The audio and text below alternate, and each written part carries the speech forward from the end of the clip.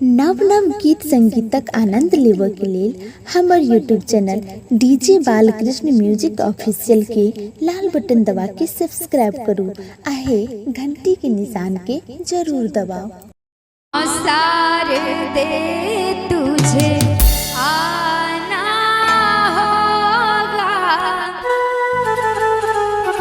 बीना मधुर बजाना होगा।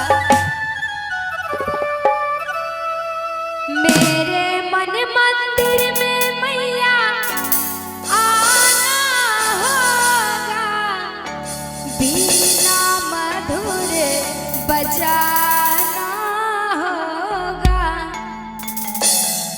माँ शारदे तुझे आना होगा, बीना मधुर बजाना होगा। माँ शारदे तुझे आना होगा, बीना मधुर बजाना होगा। मेरे मन मंदिर में मैया आना होगा, मेरे मन मंदिर में मैया आना होगा, बीना मधुर बजाना होगा।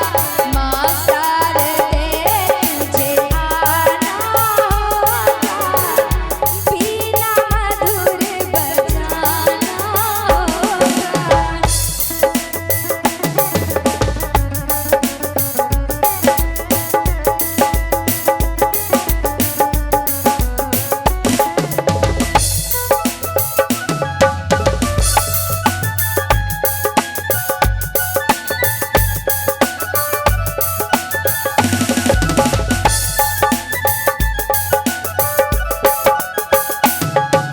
सारेगामा पाधानी सा मैया मैं तो जानू ना, सात स्वर को मैया मैं तो पहचानू ना।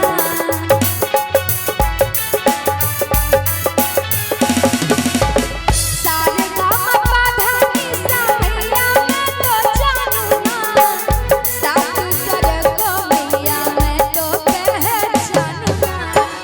सात स्वर को मैया मैं तो पहचानू ना।